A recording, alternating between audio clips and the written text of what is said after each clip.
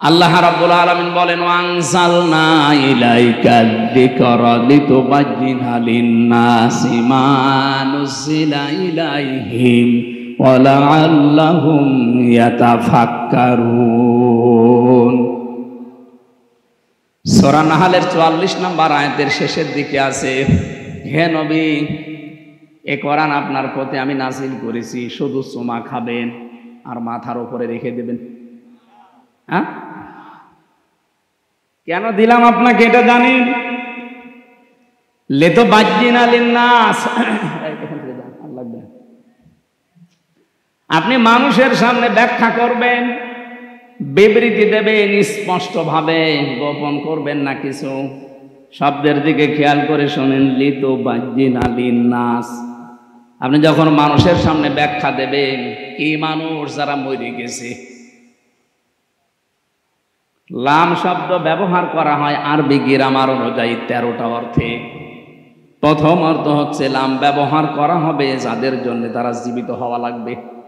আল্লাহ এখানে যে লিন-নাস দিয়েছেন, এটা মৃত মানুষের জন্য না, জীবিত মানুষের জন্য। সুতরাং কোরআন প্রচার করা লাগবে, কোরআন ব্যাখ্যা করা লাগবে তাদের সামনে যারা জীবিত।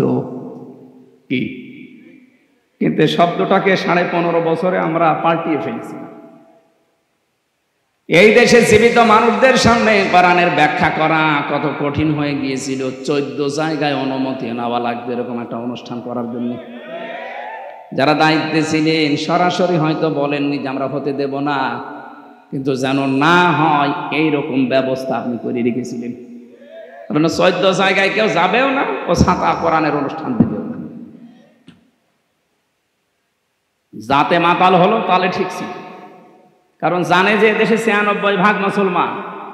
অন্তত আরসাই করি কোরআনের বিরুদ্ধে ডাইরেক্ট অবস্থান নিয়ে টিকে থাকা যাবে না।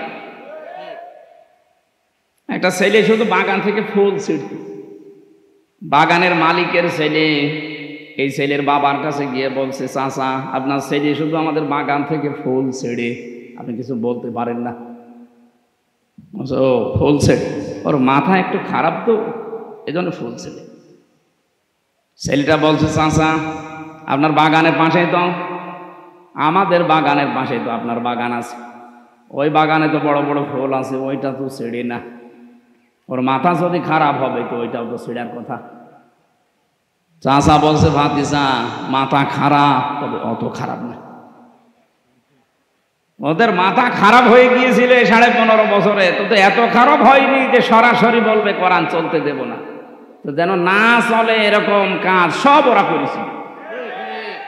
ওরা জীবিত মানুষদেরকে শোনাতে দিত না। হ্যাঁ, মানুষ মরে গেছে, আপনি কোরআন পড়েন। যারা কোরআন প্রচারে কোরআনের ব্যাখ্যায় বাধা দিত, ওদের বাবা মারা গেলে আমার এই ডেকে নিয়ে বলতো, হুজুর কোরআন পড়ে দেন। আরে ভাই, আপনার বাপ তো মরেই গেছে, ওর জন্য তো আর কোরআন শরীফ না। ও যতদিন জীবিত ছিল ওই পর্যন্ত ওরা শোনাতে পারলে, কাজ করতে পারলে কাজ হতো। ও মরে গেছে, এখন ওরা আমি শুনিয়ে কি করব? যাদের জীবন কোরআনের উপরে চলে না, এই মানুষগুলো যদি মরণের পরে হাফেজ দিয়ে, মাওলানা আলেম দিয়ে কোরআন পড়ায়, যেই কয়টা আয়াত পড়বে ওগুলো যদি ওর প্র্যাকটিক্যাল লাইফে না থাকে, ওর আরো আযাব বাড়বে।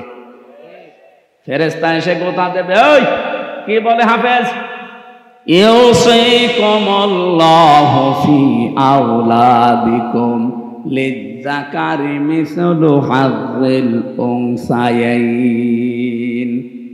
তেলাওয়াত যখন অবশ্যই করবে, আয়াতও পড়বে, পড়বে না। আলহামদুলিল্লাহি রাব্বিল আলামিন থেকে শুরু করে এ পর্যন্ত যখন আসবে, ফেরেশতা কিন্তু গোতা দিয়ে বলবে, কি এই আয়াত তোর জীবনে ছিল? এক ছেলে যা পাবে, 2 মেয়ে তাই পাবে, এটা আল্লাহর নির্দেশ। কিন্তু বহু মানুষ এই দেশে ছেলের নামে সবই লিখে দেয়, আর মেয়েকে বলে তোর জন্য দোয়া করে দিলাম। এটা একটা টাটকা শয়তান। কোন কারণে আপনি এটা করলেন বলেন তো? ছেলেটাকে জন্ম আপনি দিয়েছিলেন, মেয়েটাকে ভাড়া করে জন্ম দিয়েছেন। কথা বলেন না কেন? ওইটাও যদি আপনার হয়, তাহলে আল্লাহর যে নির্দেশ ছিল ওইটা আপনি কেন করলেন না? আমি বহু হাজিকে আমার নিজের সাথে যেতে দেখেছি এই কাজ করে। ওরা কিছু মনেও করে না, ওরা জানেও মনে হয় না। আর জানলেও কিভাবে জানে আমি জানি না। যাওয়ার আগে ভালো ভালো জমিগুলো, পজিশনগুলো, দোকানগুলো সব ছেলেকে দিয়ে দেয়। আর মেয়ের জন্য বলে, আল্লাহর ঘরে কাবায় যাচ্ছি, তোর জন্য দোয়া করে দেবো, যা। আরে ভাই, আপনি তো দোয়া করবেন, ওকে ফাঁকি দিলেন কেন? দোয়া করবেন, করেন, ওর জমি আগে ফেরত দেন। কথা বলেন না কেন? না, আপনার হয়নি, আপনার কিন্তু আযাব বাড়বে আপনার এই আয়াত যদি জীবনে মানা না হয়।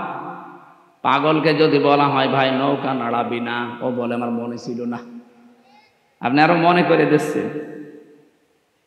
পড়তে পড়তে যখন সূরা নেসার ভেতরে 10 নম্বর আয়াত তেলাওয়াত করবে, ইন্নাল্লাযীনা ইয়াকুলুনা আমওয়ালাল ইয়াতামা যুলমান ইন্নামা ইয়াকুলুনা ফি বুতুনিহিম নারা ওয়া সায়াসলাউনা সাঈরা।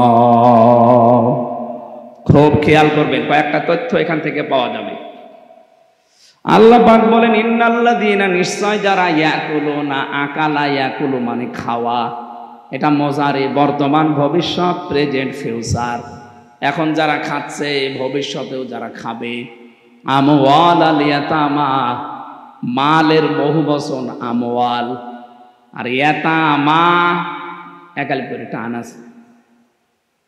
যারা এতিমদের মাল খাচ্ছে এবং খাবে, জুলমান, অন্যায় ভাবে, ইন্নামা, অবশ্যই তারা, ইয়াকুলুনা ফি বুতুনিহিম নারা, তারা পেটের ভেতরে যা দেয় সব জাহান্নামের আগুন ছাড়া আর কিছু না। শব্দটা কত কঠিন, ভয়ঙ্কর দিয়েছেন আল্লাহ। খাবারকে আল্লাহ বলেন জাহান্নামের আগুন। এটা এতটুকু আল্লাহ যদি শেষ করে দিতেন, আল্লাহর কসমি আয়াত আমি পড়তাম না। পরে শব্দটা আরো কঠিন, ওয়াসায়াসলাউনা সাঈরা। শব্দ শুরু করার আগে আল্লাহ সিন দিয়েছেন।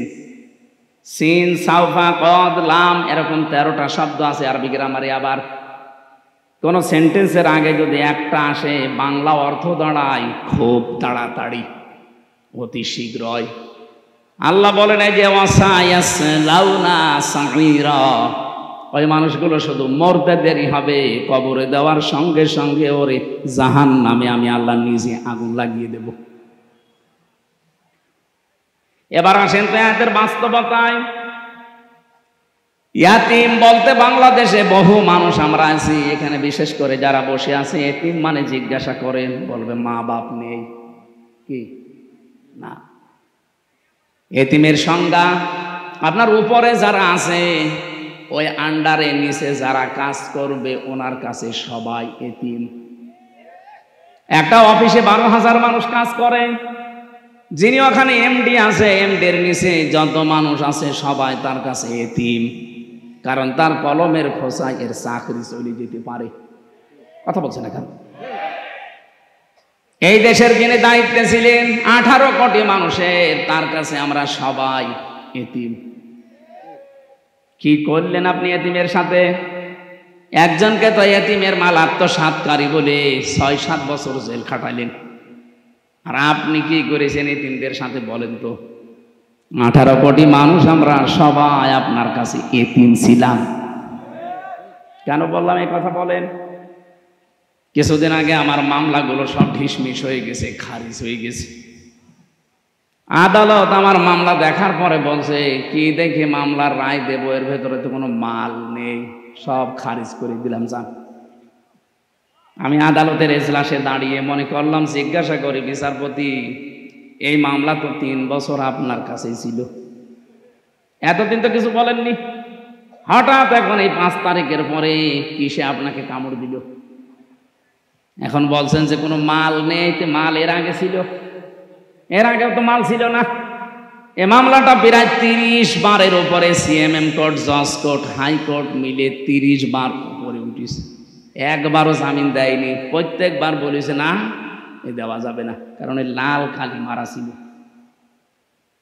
আর এখন 5 তারিখের পরে কি আল্লাহ আপনাকে ইশারা দিল যে বলছেন কোনো কিছু এর ভেতরে পাওয়া যাচ্ছে না বিচার করার মতো, সব খারিজ করে দিলাম।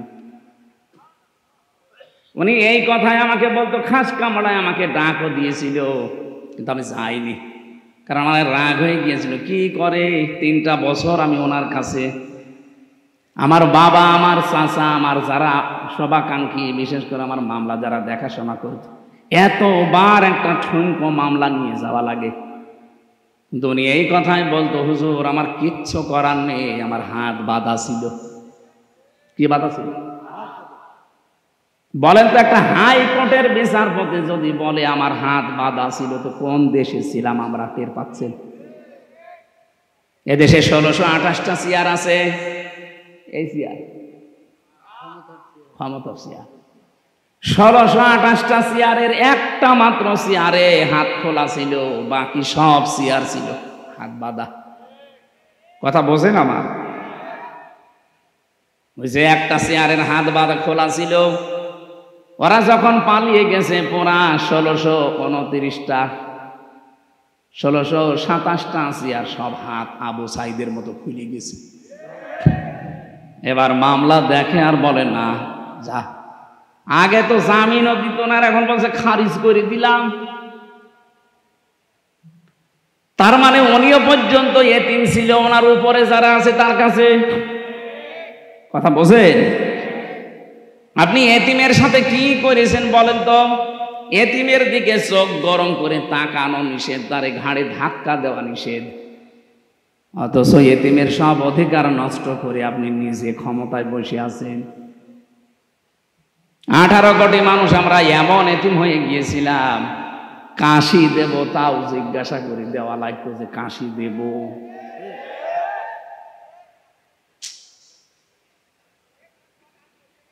কি অবস্থায় ছিলাম আমি নিজে টের পেয়েছি।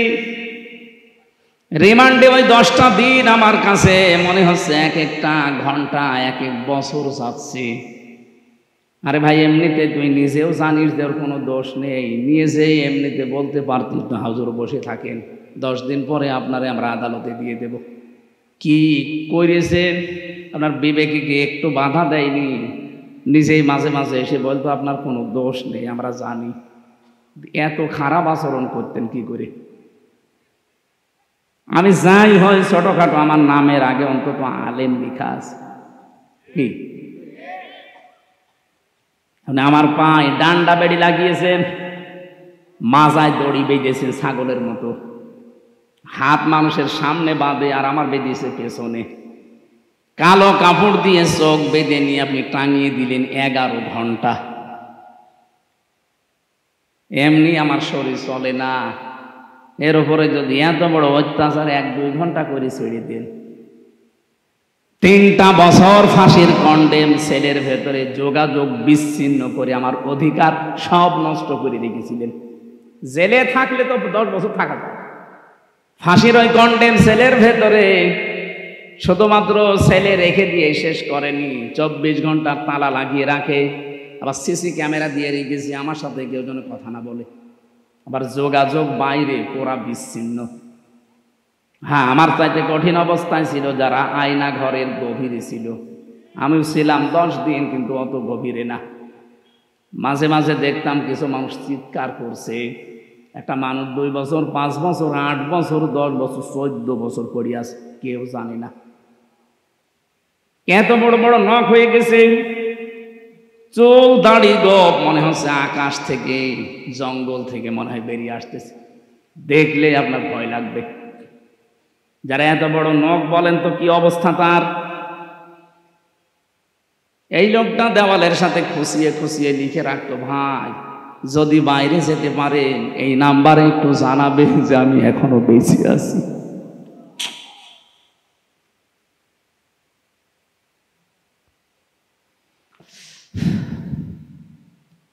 এতিমদের সাথে যা করা হয়েছে পৃথিবীর ইতিহাস পাল্টিয়ে ফেলেছেন, অথচ বিশ্ব নবীকে পর্যন্ত আল্লাহ জানিয়েছে, হে নবী সাবধান এতিমের ব্যাপারে।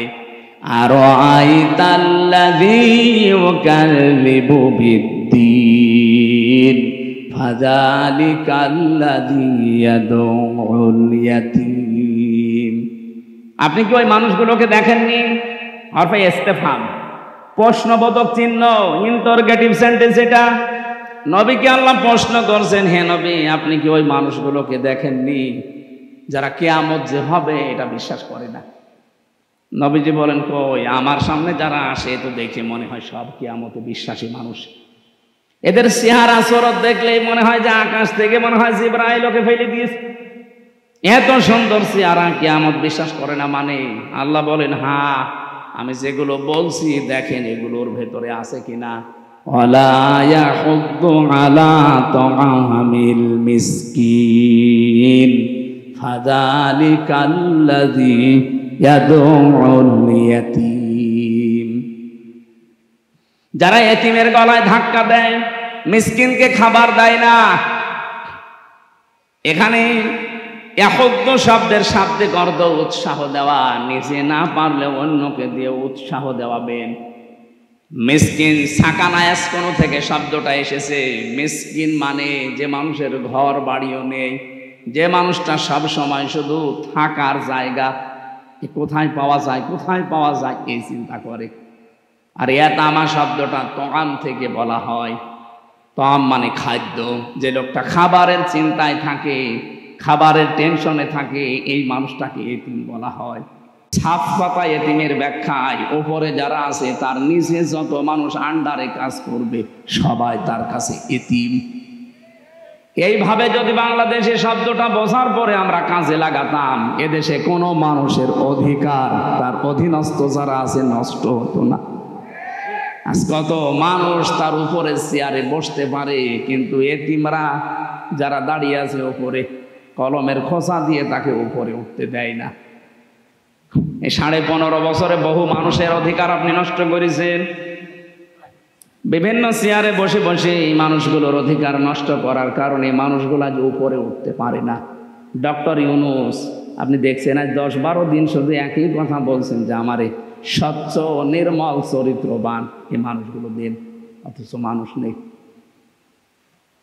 মানুষ পাচ্ছে না এদেশে নির্মল চরিত্রের, স্বচ্ছ চরিত্রের। যারা সৎ চরিত্রের মানুষ, যোগ্যতা সম্পন্ন মানুষে মানুষ উনি পাচ্ছে না। পাবে কোথায়? 15.5 বছর তো এরকম মানুষকে উপরে উঠতে দেওয়া হয়নি। তাদেরকে ফেলে রেখেছেন এমন জায়গায় তারাই 15.5 বছরে মরিয়ে গেছে একেবারে।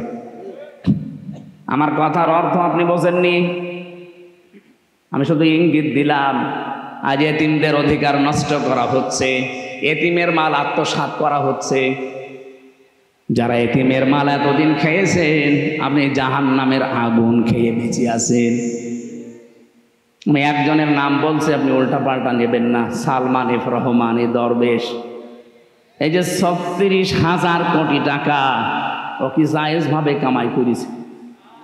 7টা ব্যাংক থেকে এই টাকাগুলো মারিং কাটিং করা। এই ব্যাংকে হাজার হাজার লক্ষ মানুষের টাকা ছিল। আমরা এখন সব এতিম। কথা বলে না কেন? এতিমের মাল যারা ভক্ষণ করে এরা জাহান্নামের আগুন খায়, এটা আমি বানালাম। সুতরাং এই কাজ যারা করেছিলেন, এমনকি অনেক মানুষ আছে সুদ খেয়ে আনন্দে আছে। টাকা ছেড়ে রাখে, টাকা আসে নাকি বগুড়ায় শুরু হয়নি। 1000 টাকা ছেড়ে রাখে, 1 মাস পরে 200 টাকা করে বেশি পায়। বলেন সুবহানাল্লাহ। আমি এরকম বহু মানুষ নিজের চোখে দেখেছি।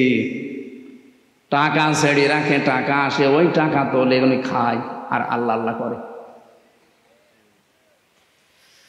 বিশ্ববিদ্যালয় যখন শেষ করেছিলাম 15-16 সালে, কুষ্টিয়ার বড় বাজারে একজন দেখি জিকির করছে যে ভাই আপনি সারাদিন নামাজ পড়তে যখনই আসি দেখি বসে বসে জিকির করেন, আপনার কোনো কাজ নেই? না আমি কিছু করি না। তো কিছু না করলে শহরে থাকেন, টাকা পান কোথায়?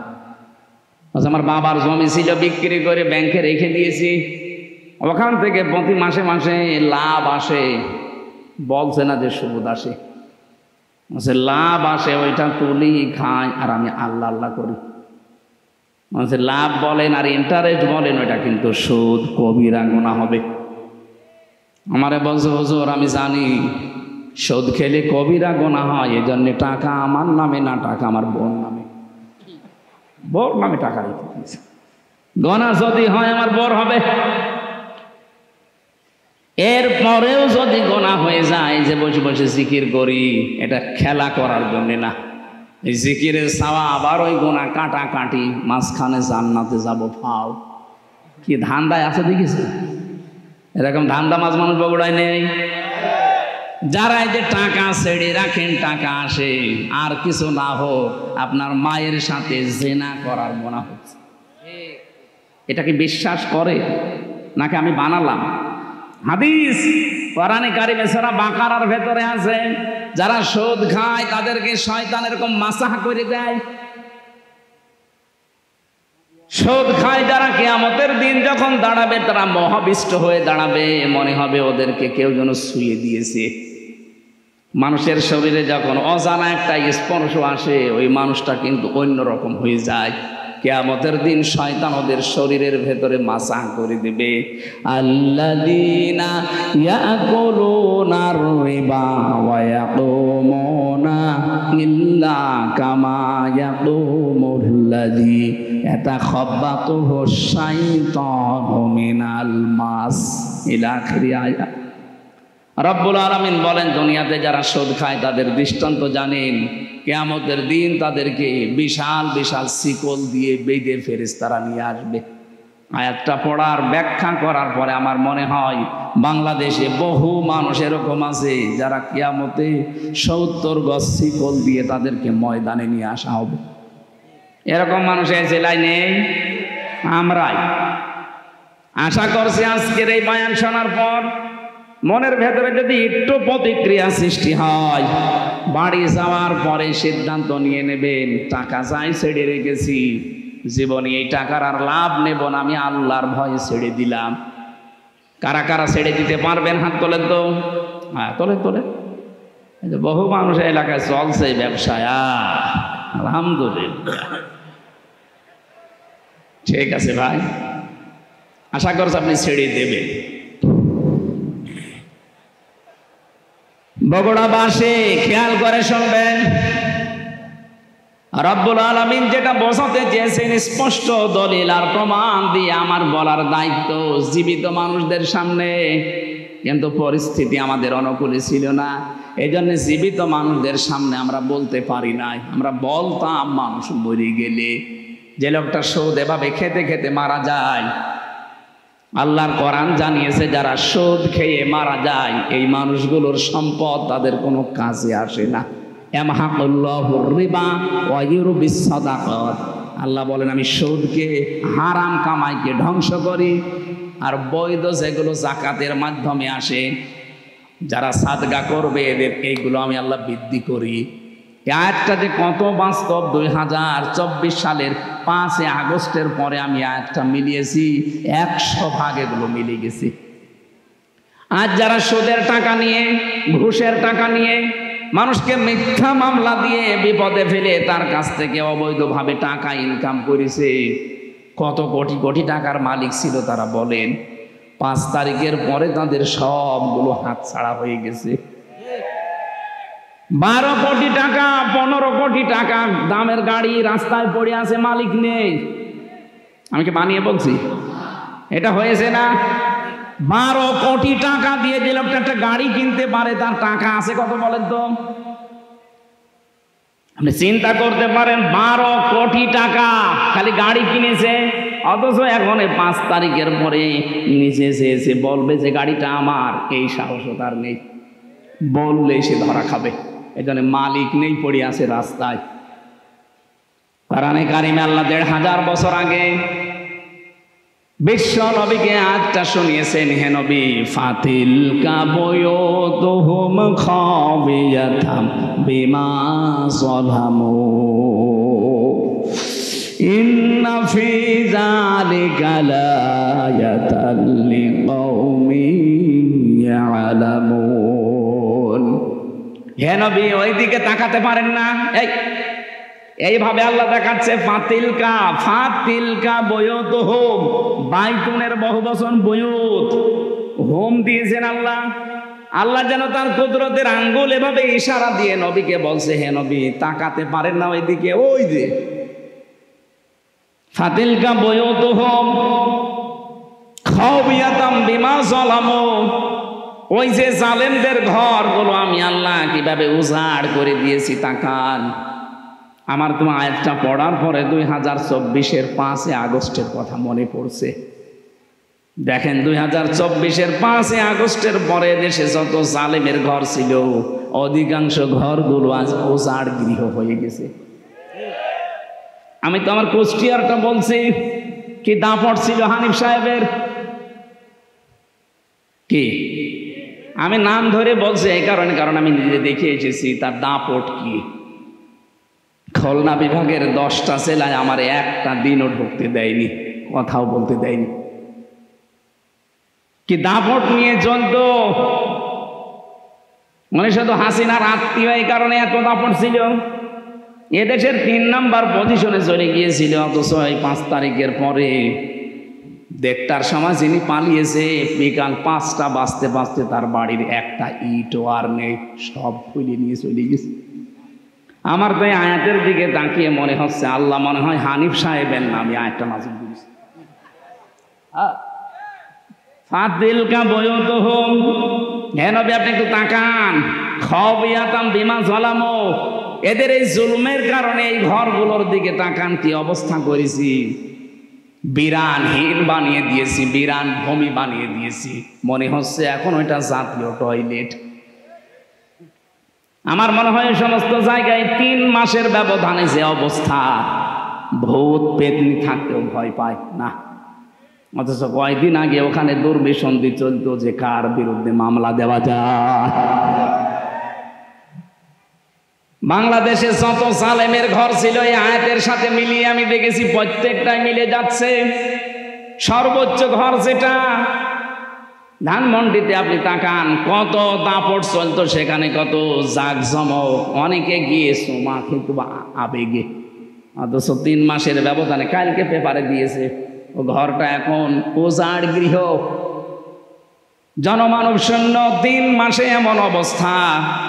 3 বছর যেতে দেন, আবু জেহেলের বাড়ি যদি ইন্টারন্যাশনাল পায়খানা হতে পারে, জালেমদের যে সমস্ত জায়গাতে জুলুম অত্যাচার নির্যাতনের জন্যে আয়না ঘর বানিয়েছে, টর্চার সেল বানিয়েছে, গোপন ঘর বানিয়ে মানুষকে নিয়ে পিটাতো, এই জায়গাগুলো আমার আল্লাহ এই দুনিয়াতে মানুষের সামনেই দেখাবে, এগুলো জাতীয় টয়লেট হয়ে যাবে।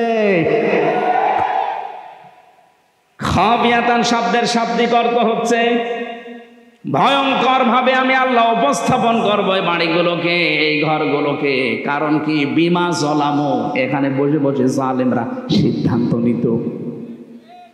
এখান থেকে একটু চিন্তা ভাবনা আসেন আপনার, এই জালেমদের ঘর বাড়িগুলো যদি আজ এই অবস্থা হয়ে যায় মাত্র কয়েকদিনের ব্যবধানে, আগামীতে কোনো মানুষ যদি চেয়ারে বসে আবার এই জালেমদের মতো আচরণ করে, তাদের বাড়ি ঘর আল্লাহ এরকম বিরান ভূমি বানিয়ে দিতে পারে। আমি তো বাস্তব ওয়াজ করছি। কুষ্টিয়ার একজনের নাম বললাম, কয়েকদিন আগে দিনাজপুরে গিয়েছিলাম, কি দাপট তার বাড়ি এখন পর্যন্ত মনে হচ্ছে শয়তানের ঘর হয়ে গেছে। এই জন্য আমাদের শিক্ষা নেওয়া আজকে উচিত। অনেকে কিন্তু এখনো পর্যন্ত এ ধান্দায় আছে, আগে চেয়ারে বসি দেখেন কি করি। আপনি যদি আবার ওই জালেমদের মতো আরম্ভ করেন, আপনাকেও ইতিহাস নিন্দিত ঘৃণিত ওই হিটলারের মতো, চেঙ্গিস খানের মতো, বিশেষ করে যারা জালেম তাদেরকে যেভাবে চিহ্নিত করে রেখেছে ইতিহাস, আপনাকেও করে রাখবে। ইয়াজিদ, কি সুন্দর নাম, অথচ এই নামটাকে আল্লাহ ঘৃণিত করে দিয়েছে, গালি বানিয়ে দিয়েছে। কোন হিন্দুকে যদি বলেন ভাই ছেলে হয়েছে ইয়াজিদ রাখেন, ও বলবে ইয়ার কি করেন, ইয়াজিদ একটা নাম নাকি, ও তো একটা গালি, কথা বলে না কেন? অথচ নামটা কত সুন্দর, ইয়াজিদ। এত সুন্দর নামকে যদি আল্লাহ জুলুম করার কারণে ঘৃণিত বানিয়ে দিতে পারে, আপনার নাম যতই সুন্দর হোক, যুগের আবর্তনে কালের বিবর্তনে দেখবেন ইতিহাস আপনাকে ঘৃণিত করে দিয়েছে। এ দুনিয়ায় শয়তানও আপনার নাম রাখতে রাজি হবে না। এই জন্য থামেন, কারো জীবনে চলো জুলুম এসে না যায়। এই জন্য অবৈধ ইনকামের টাকা পয়সা ছাড়া এতদিন রেখে গেছেন, দুইটা ক্ষতি হবে আপনার। কোরআনে কারিমের ব্যাখ্যা জানাচ্ছে, যারা অবৈধভাবে উপায় করেন এই অবৈধ সম্পদ আল্লাহ আপনাকে ভোগ করতে দেবে না। দরবেশের কত টাকা আপনি জানেন?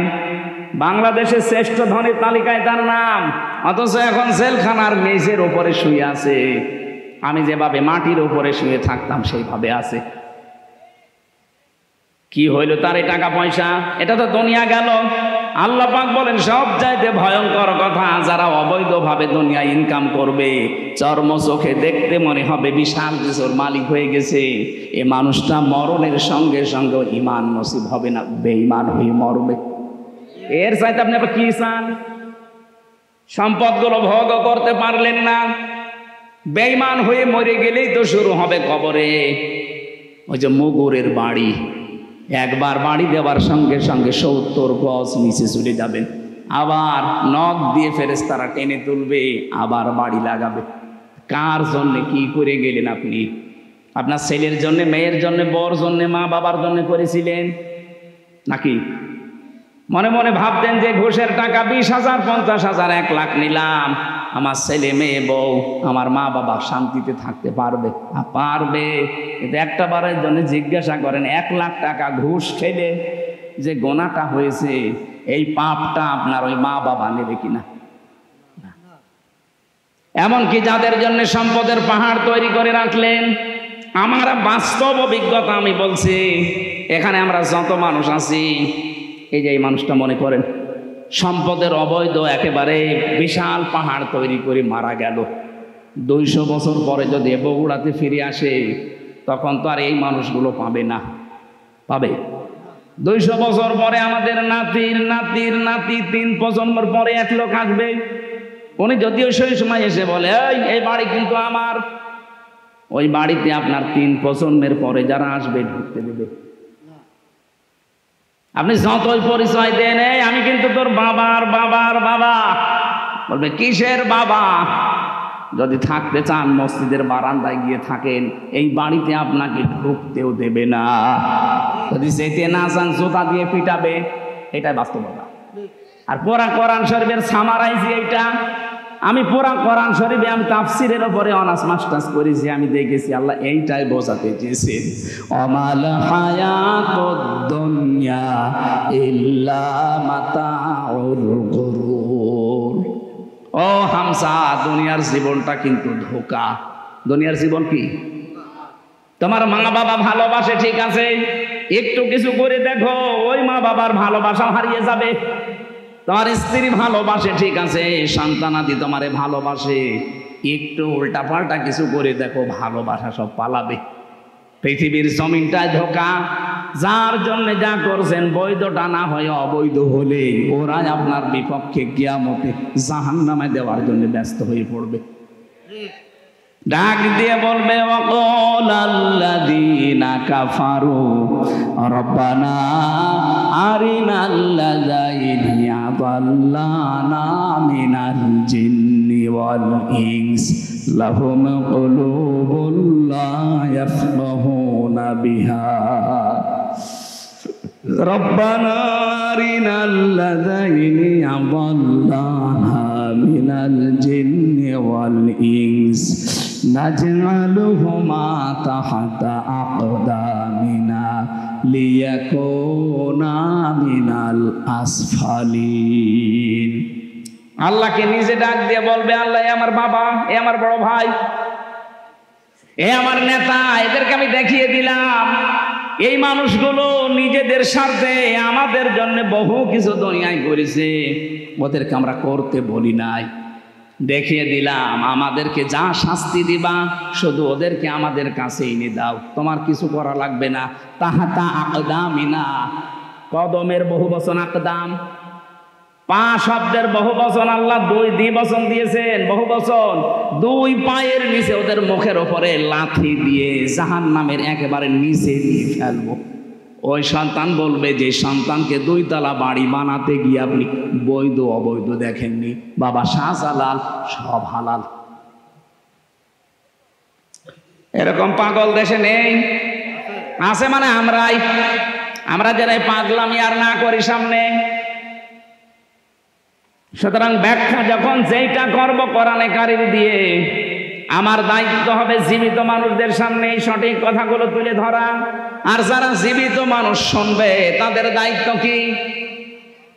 না লিতো বাজ্জিনা লিন্নাস, আল্লাহ পাক বলেন ওয়ালা আল্লাহুম ইয়াতাফাক্কারুন, হে নবী আপনার সামনে যারা এই কথাগুলো বুঝবে, শুনবে, অনুধাবন করবে, এরা যেন বাড়ি যেয়ে চিন্তা ভাবনা করে।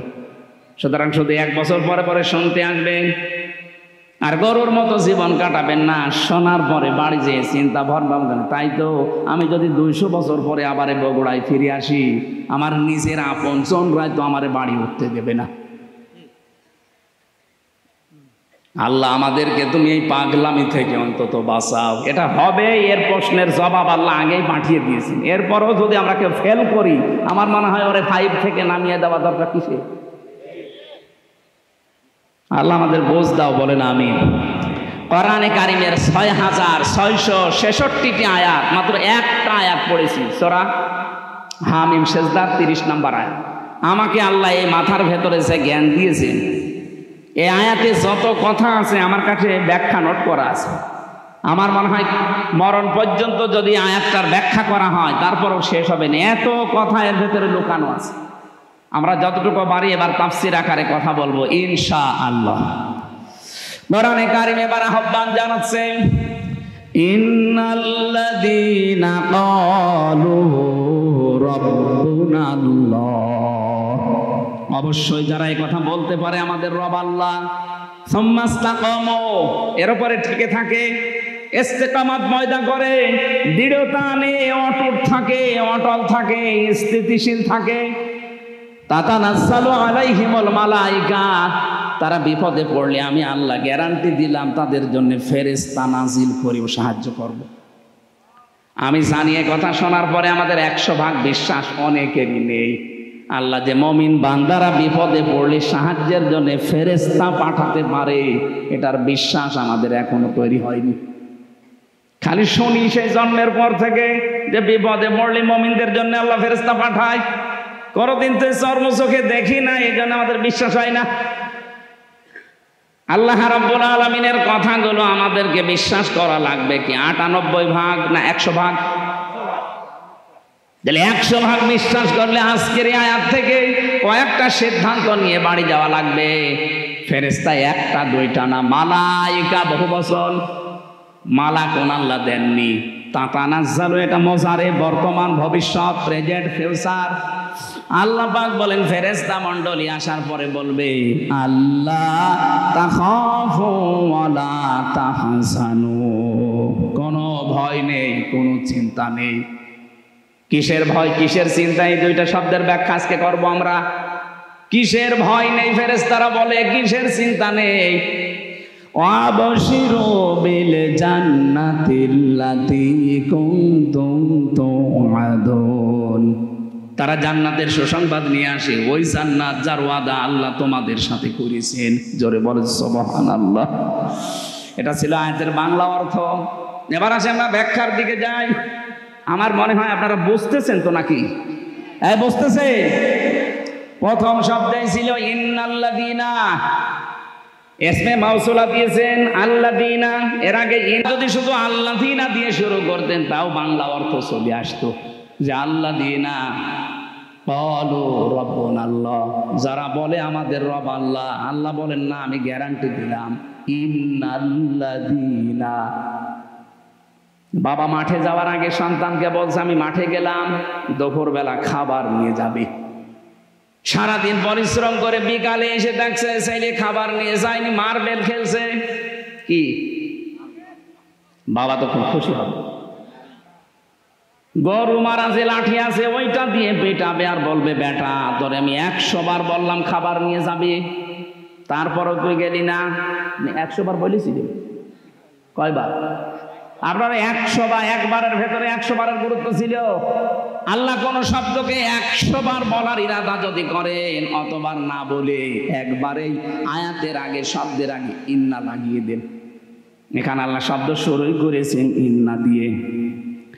ইন্নাল্লাযীনা ক্বালু রাব্বুনাল্লাহ, নিশ্চয় যারা, অবশ্যই যারা এই কথা বলতে পারে আমার রব আল্লাহ, আমার রব বলে না রব্বুনাল্লাহ, আমাদের সবার রব আল্লাহ, এ কথা যারা গ্যারান্টি দিতে পারবে, সুম্মাস্তাকামু, আর এর উপরে টিকে থাকতে পারবে।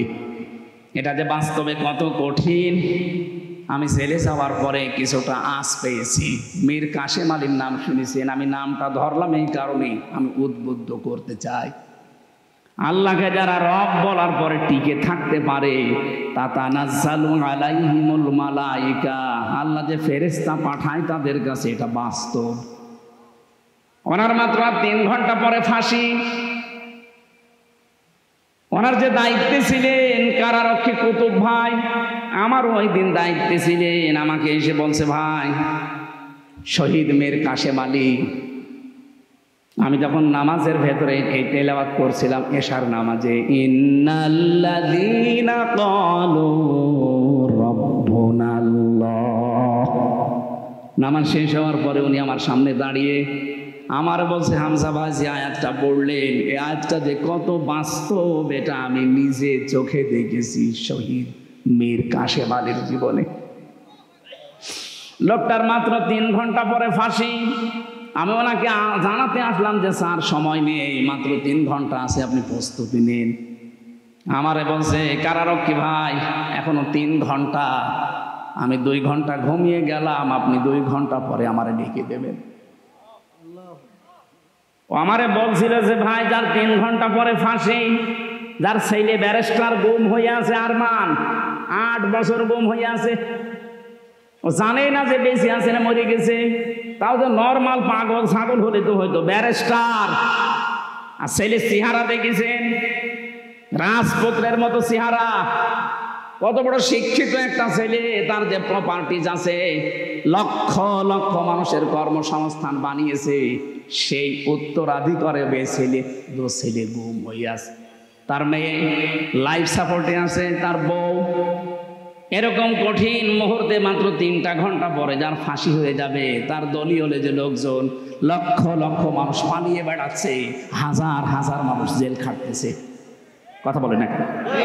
অথচ সেই লোকটা দেখলাম 2 ঘন্টা ঘুমিয়ে 2 ঘন্টা পরে উঠে বলছে, গোসল করলো, ওযু করার পরে বিস্কিট বের করে বলছে, ফাঁসি তো হয়ে যাবে, বিস্কিট খাবেন আপনি। কারারক্ষী কুতুবউদ্দিন বলছিল, না আমার খাওয়া লাগবে না, আপনি তাড়াতাড়ি রেডি হয়ে নেন। নতুন জামা পায়জামা বের করলেন ব্যাগের ভেতর থেকে, সবগুলো পরার পরে বলছে, ফাঁসির যে পোশাক আছে ওইটা কি পরাবেন, নাকি আমি যা পরেছি এইটাই নিয়ে যাবেন? ওনার লুঙ্গি পরা ছিল, দেখলাম লুঙ্গি ভিজা ছিল, নাড়ি দিলেন, বললেন এইটা আমার ফাঁসি হয়ে গেলে আর একটা কয়েদিকে দিয়ে দেবেন, সে জীবনে পড়তে পারবে। সুন্দর জামা কাপড় পায়জামা পরলেন নিজে, পাঞ্জাবি গায়ে দিলেন। আমারে বলছে, আর কয় মিনিট বাকি আছে, শাহজাহান জল্লাদকে ডাক দেন, চলেন আমরা যাই, মনে হচ্ছে শ্বশুর বাড়ি যাবে। আপনি বাস্তবে শুনতে যত সহজ মনে হচ্ছে, ওই জায়গায় থাকলে অত সহজ না। আমার মতো একটা সাধারণ মানুষ, 3টা বছর মাত্র আমি এমনি যোগাযোগ বিচ্ছিন্ন ছিলাম, তাছাড়া আমার সেই রকম অত্যাচার করে না, করেছে হালকা পাতলা, আমার তুলনায় কিছুই না। কত মানুষকে নখ তুলে নিয়েছে আমার সামনে, কত মানুষকে ডিম দিয়েছে আমার সামনে, ওই তুলনায় তো আমার অত কিছু না। তারপরও আমি শুধু জেলখানায় বসে ওই 24 ঘন্টা সেলের ভেতরে বসে থাকতাম, তাই আমার ঘুম আসে না, ঘুমের বড়ি খাওয়া লাগে। অথচ তার 3 ঘন্টা পরে ফাঁসি, ওই লোকটা 2 ঘন্টা আরামে ঘুমাচ্ছে। আমার বলছিল, ভাই ওনার ঘুম আসলো কি করে? আমি বললাম, এই যে আয়াত পড়লাম নামাজে, এইটার কারণে। যারা আল্লাহকে সত্যি মন থেকে রব বলার পরে টিকে থাকতে পারে, যত ঝড় ঝাপটা আসুক না কেন, দুনিয়া একদিকে, আমার রব একদিকে, এই সিদ্ধান্তের উপরে যারা অটল থাকতে পারে, কোরআন গ্যারান্টি দিচ্ছে, তাদের বিপদে আপদে আল্লাহ ফেরেশতা নাজিল করে। অবশ্যই ফেরেশতা তার কাছে এসেছিল, মাস্ক নিয়ে এসেছিল, নয়তো এই 2 ঘন্টা তার ঘুম আসার কথা না। কারণ আমি নিজের সাক্ষী, ঘুমের বড়ি সিটাক্সিন খেয়ে কষি আম খেয়েও আমার ঘুম আসে নাই। খালি আমার ওই ছোট মেয়েটার চিন্তা হতো কি করছে সে, অথচ তার নিজের ছেলে গুম হয়ে গেছে। আমার মেয়ে তো মাটির সাথে কথা বলে, ওই সময় 7 মাস রেখে এসেছিলাম। ও তো মরে গেলেও অসুবিধা নেই, আর একটা মেয়ে হবে। আর তার ছেলে ব্যারিস্টার পাশ করেছে, সে গুম হয়ে আছে। তার কাছে প্রতিনিয়ত সংবাদ আসতো আপনার ছেলে গুম, আপনার স্ত্রী লাইফ সাপোর্টে পড়ে আছে, বাঁচতেও পারে নাও বাঁচতে পারে। এই কঠিন পরিস্থিতিতে আপনি বলেন তো, ফেরেশতা যদি তার কাছে এসে পরের এই 2টা শব্দ না শোনাবে, আল্লাহ তাখাফু ওয়ালা তাহজানু, 1 নম্বরে বলেছে ভয় পাবেন না, চিন্তা করবেন না। কিসের ভয় পাচ্ছেন? ফাঁসি। ওই যে জান্নাতের সিঁড়ি দেখা যাচ্ছে, এখান থেকে শুধু এই জামানা বাদ দিয়ে আর একটা জগতে যাবেন, ওই সিঁড়ি দিয়ে আপনি জান্নাতে প্রবেশ করবেন। 2 নম্বরে ওয়ালা তাহজানু, চিন্তা করবেন না। কিসের চিন্তা? হয়তো আপনার চিন্তা আসতে পারে, আমি যদি এখন মারা যায়, ফাঁসি হয়ে যায়, আমার ছেলেটা তো গুম হয়ে আছে, আমার পরিবার কে দেখবে? আমার এত বড় বড় ব্যবসা, আপনার আর কয় টাকা আছে? মীর কাশেম আলী বাংলাদেশে 5 জন ধনী থাকলে এরকম অবস্থায় ছিল একজন। লক্ষ লক্ষ মানুষকে কর্মসংস্থান তৈরি করে দিয়েছে। কোন পর্যায়ে ছিল বলেন তো সেই লোকটা?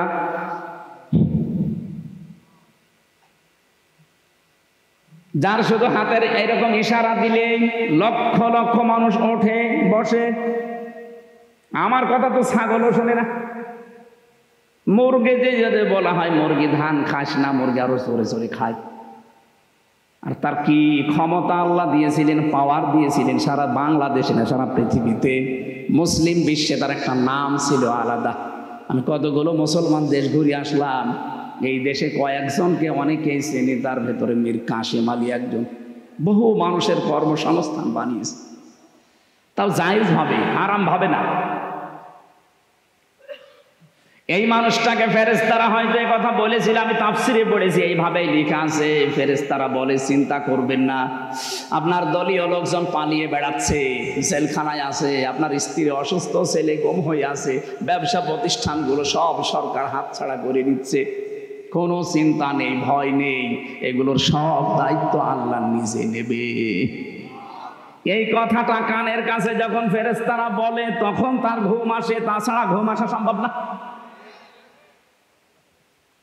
ফেরেশতারা এসে তার সামনে জান্নাতটা তুলে ধরে, যেমন হযরতে আসিয়ার সামনে জান্নাত তুলে ধরেছিল ফেরেশতারা, তিনি যখন ঈমানের পরীক্ষা দিচ্ছিলেন। إذ قالت رب ابن لي عندك بيتا في الجنة ونجني من فرعون وعمله ونجني من القوم الظالمين। সম্মানিত মা বোন যারা এসেছেন, এই আয়াতে আপনাদের 2টা শিক্ষা আছে। মেয়েরা এসেছে, আমার মা বোনেরা, অনেকে মনে করে আমি নামাজ পড়ি, রোজা রাখি, কালো বোরকা পরে বেড়াই, আমি জান্নাতে যাব না, যাবে কে? না।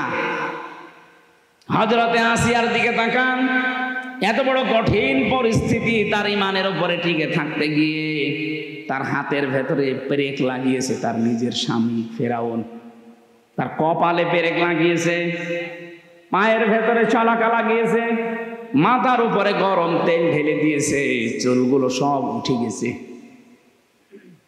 কঠিন পরিস্থিতি যখন চলছিল, আল্লাহ নিজে ফেরেশতা জিবরাইলকে বলছে জান্নাত তুলে নিয়ে আমার বান্দির সামনে ধর। হযরতে আসিয়া জান্নাত দেখার পরে ডাক দিয়েছিলেন, হে ফেরেশতা জিবরাইল, জান্নাত আল্লাহ পাঠিয়েছে, আল্লাহকে একটু বলেন উনি যেখানে আছে ওই জায়গায় যেন একটা ঘর আমার জন্য আলাদা বানিয়ে রাখে, ওই ঘরে বসে বসে 24 ঘন্টা আমি আল্লাহকে সব সময় দেখতে চাই।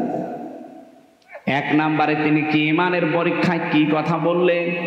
2 নম্বরের কথাটা মেয়েদের জন্য বলার জন্য আমি আয়াতটা পড়লাম। হযরতে আসিয়া বলেছিলেন, রব্বি নাজ্জিনি মিন ফিরআউনা ওয়া আমালিহি ওয়া নাজ্জিনি মিনাল কওমিজ জালিমিন। 2 জায়গায় 1 আলিফ করে টান আছে। হযরতে আসিয়া বলেছিলেন, হে আল্লাহ, আমার স্বামী ফেরাউন নিজে জুলুম করছে, লোকজন দিয়ে করাচ্ছে। এই জুলুমের যে বিভৎস অত্যাচার সীমা লঙ্ঘন করে ফেলেছে। আমি জীবিত অবস্থায় আমার শরীরের ভেতরে শলাকা পিরিক, আমার মাথার চুলগুলো সব তুলে ফেলেছে। আমার লজ্জাস্থান ওরা বর্ষা মারবে বলে রেডি হয়ে আছে। এ কঠিন পরিস্থিতি দেখে তুমি যেন রেগে যেও না। তুমি আমাকে বাঁচাও অন্তত এই জুলুম থেকে, আমার স্বামীর অত্যাচার থেকে, আর যাদেরকে দিয়ে অত্যাচার করায় তাদের অত্যাচার থেকে তুমি আমাকে বাঁচাও। কিন্তু তুমি আমার স্বামীর উপরে গজব দিও না। চিন্তা করেছেন কোন অবস্থায় দোয়া করছে? এত বড় কঠিন ভয়ঙ্কর অত্যাচার জুলুম নির্যাতনের পরও তিনি স্বামীর জন্য বরদোয়া করেননি। হ্যাঁ, বলেছিলেন তুমি আমাকে স্বামীর অত্যাচার থেকে বাঁচাও, আমার স্বামীর উপরে তুমি অত্যাচার করো না। আর আপনি একটা সাবান কম হলে বদদোয়া দেন। এক কথা বলছেন, এরকম বহু দেশে নেই? সারাটা জীবন আমরা শেষ করে দেই। আর একটা শাড়ি যদি একটু কম দামি হয়, ফোঁটা দিয়ে আমার ফোঁটা বের করে ফেলে, বলে আপনার কাছে এসে জীবনে আমি কিচ্ছু পেলাম না। এই কথা যারা বলবে মুখ থেকে, ওর সঙ্গে সঙ্গে পেছনের আমল আখলাক আল্লাহ সব ধ্বংস করে দেবে। ফেরাউনের স্ত্রী যদি এত কঠিন অবস্থায় ওর স্বামীর জন্য বরদোয়া না দেয়, আপনি একটা শাড়ির জন্য বরদোয়া দিয়ে দিলেন। আপনি মানুষ, আর আপনি জান্নাত যাবেন। বহু মেয়েকে আমি এই বাংলাদেশের সাথে মিলিয়ে, হাদিসের সাথে মিলিয়ে দেখতে পাচ্ছি।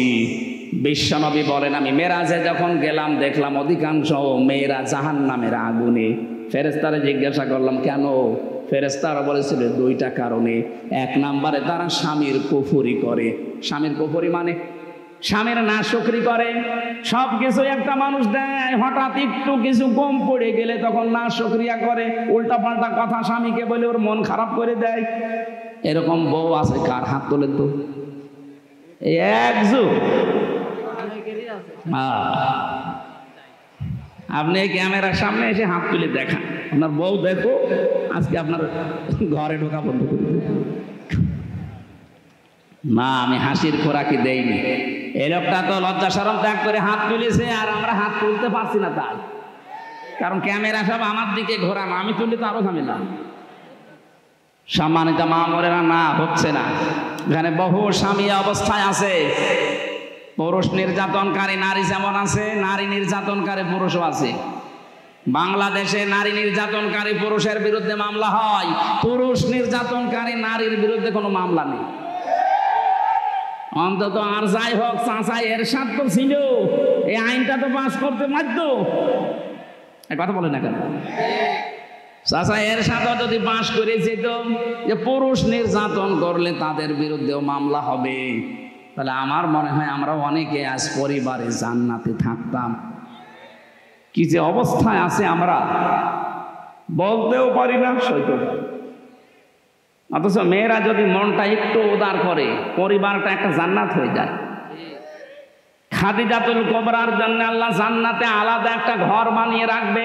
ওই ঘরটা হবে নয়েজ মুক্ত, আওয়াজ মুক্ত। কেন?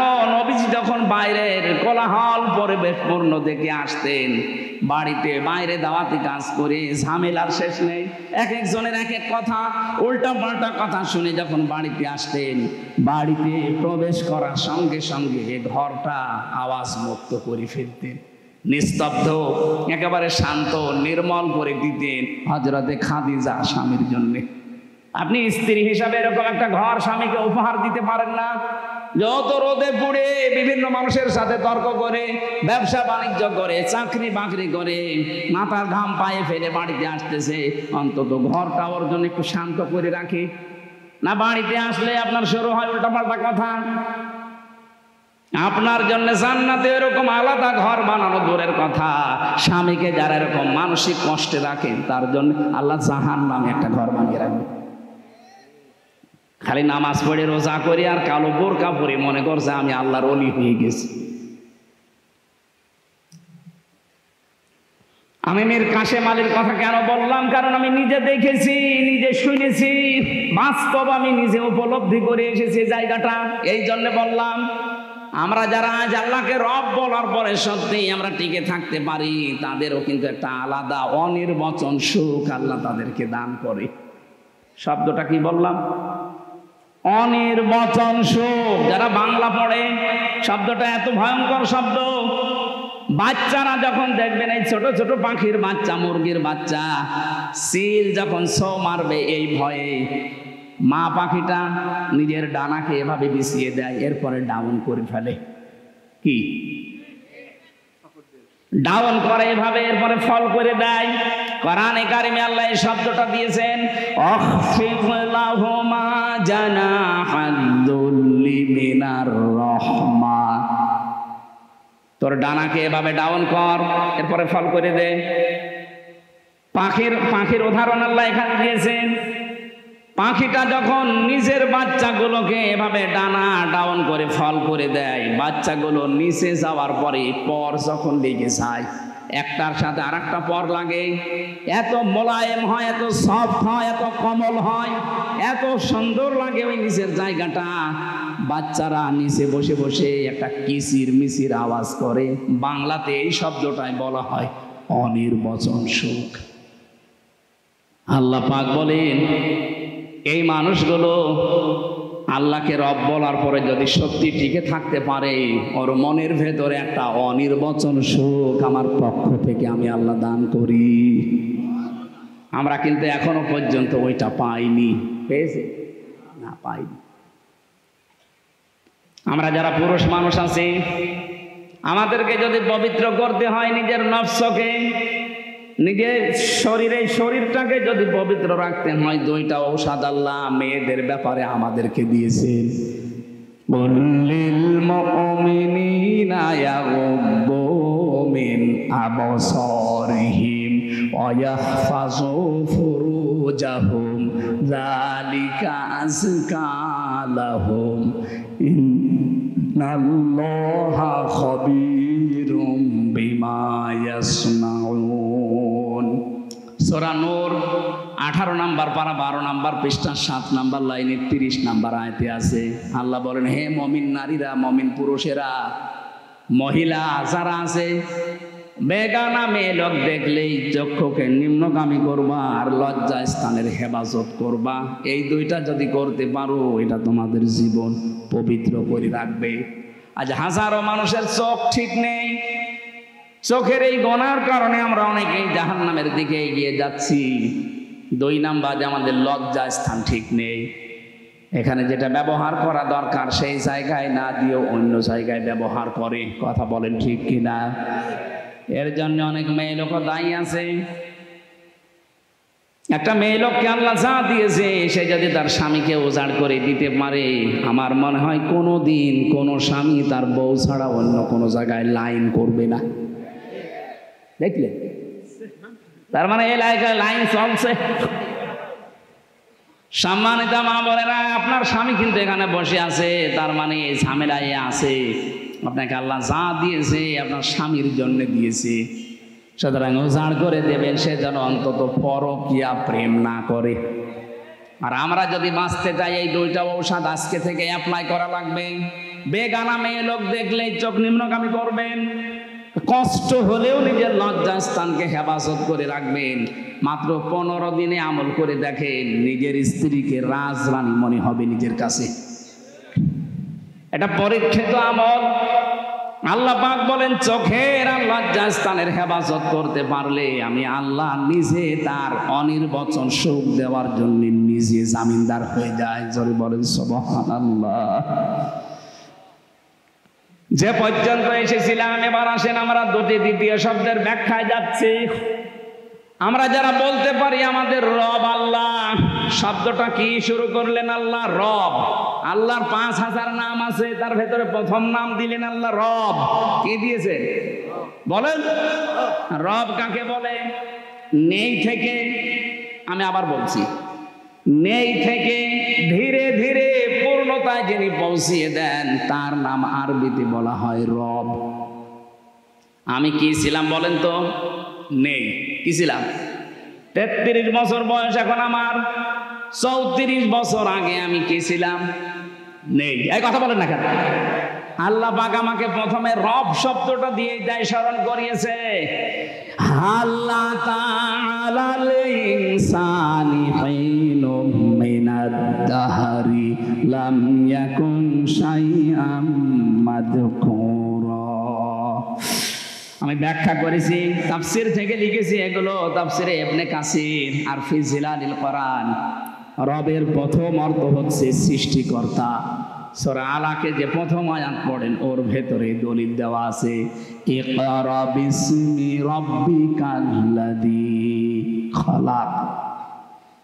পড়ো তোমার ওই রবের নামে যিনি তোমাকে বানিয়েছে। তাই রবের প্রথম অর্থ সৃষ্টিকর্তা, স্রষ্টা। আমাদের স্রষ্টাকে আরো জোরে, যারা রব হিসাবে আল্লাহকে মানবে তাদের এই দুর্বল জায়গায় আল্লাহ একটু আঘাত দিয়েছেন। তুমি কিন্তু নেই ছিলে, নেই থেকে আমি আস্তে আস্তে তোমাকে আজ হামজা বানিয়ে এই চেয়ারে বসিয়ে দিয়েছি। দ্বিতীয় নম্বরে রবের ব্যাখ্যায় পেয়েছি, রব মানে রিজিক দাতা। শুধু আমাকে সৃষ্টি করে শেষ করে দেননি, আমাকে রিজিকও দিয়েছেন। মায়ের পেট থেকে শুরু করে এখনো পর্যন্ত রিজিক দিচ্ছে কে? দলিল দেওয়া আছে সূরা জুমারের 50 নম্বর আয়াতে। এক একটা শব্দে এত কথা ব্যাখ্যা করা আছে, আমি রাত বেশি হয়ে যাচ্ছে বলে সামারাইজ করে ফেলছি। 3 নম্বরে রব মানে মাবুদ, যিনি ইবাদত পাওয়ার একচ্ছত্র মালিকানা, তার যোগ্যতা আছে। পৃথিবীতে বহু কিছু আছে তারা ইবাদত পাওয়ার জন্য চেষ্টা করেছিল, নিজেকে দাবি করেছিল, কিন্তু ইবাদত পাওয়ার যোগ্যতা তাদের ছিল না। ফেরাউন নমরুদেরা নিজেরাই খোদা দাবি করে বলেছিল আমার ইবাদত করো।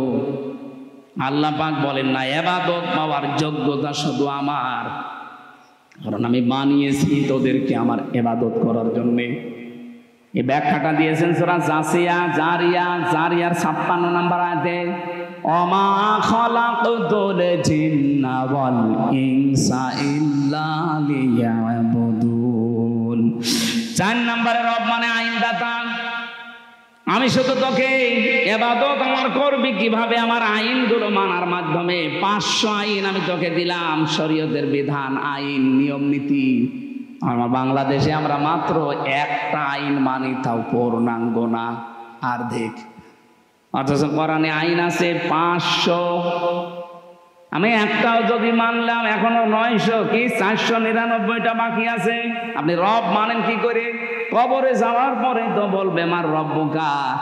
বাঙালি হিসাবে যদি বলে ফেলেন রব্বি আল্লাহ, ফেরেশতারা বলবে দাঁড়া, রব মানে 4 নম্বরে আইনদাতা।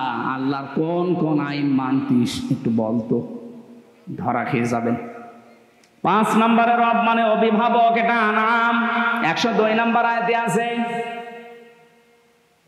রব শব্দের ভেতরে যে 5টা অর্থ 19টা পেয়েছি, সামারাইজ করে আমি 5টা বেশি ব্যবহার হয় পুরা কোরআনে, এই জন্য এগুলো লিখলাম।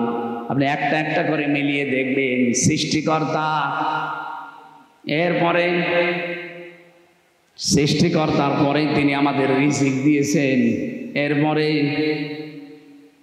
তিনি আমাদের ইবাদত পাওয়ার একচ্ছত্র মালিকানার যোগ্যতা নিয়ে বসে আছেন। 4 নম্বরে তিনি আইন দিয়েছেন আমাদের চলার জন্যে। 5 নম্বরে তিনি আমাদের অভিভাবক। এটা যদি বিশ্বাস নিয়ে পড়তে পারতাম আর মানতে পারতাম, আমেরিকাকে আজ আমরা অভিভাবক মনে করতাম না, ভারতকে অভিভাবক মনে করতাম না, জাপানকে অভিভাবক মনে করতাম না। যেই কথাগুলো আমরা বলেছি, এই 5টা অর্থের ভেতরে সব যেন আল্লাহ সামারাইজ করে এর ভেতরে ঢুকিয়ে দিয়েছেন। এই 5টা যারা জীবনে মানতে পারবে, আল্লাহ বলেন 2 নম্বরে সুম্মাস্তাকামু, টিকে থাকা লাগবে এর উপরে। ঝড় ঝাপটা আসবে আল্লাহর আইন মানতে গেলে, না আসবে না? আসবে। আপনাকে টিকে থাকা লাগবে। যদি সত্যি টিকে থাকতে পারেন, ফেরেশতা আসবে সাহায্যের জন্য, মাস্ট বি। আল্লাহর ঘোষণা মিথ্যা হয় না। আমরা ওই পর্যায়ে যেতে পারি না, এই জন্য আল্লাহর সাহায্য পাই না। ভয় নেই, চিন্তা নেই, এই কথা বলতে আসবে। ওয়াবশিরু বিল জান্নাহ, সুসংবাদ দিতে আসবে ওই জান্নাতের, যার ওয়াদা আল্লাহ নিজে কোরআনে কারিমে করেছেন। এই আয়াতগুলো এইভাবে আমল করার মাধ্যমে আল্লাহর পুরস্কার, আল্লাহর সুসংবাদ, যেটা মরণের আগে তিনি ফেরেশতার মাধ্যমে আমাদেরকে দেবেন, সবার জীবনে আল্লাহ ওই পর্যায়ে যেন তুলে দেন। বলেন আমিন।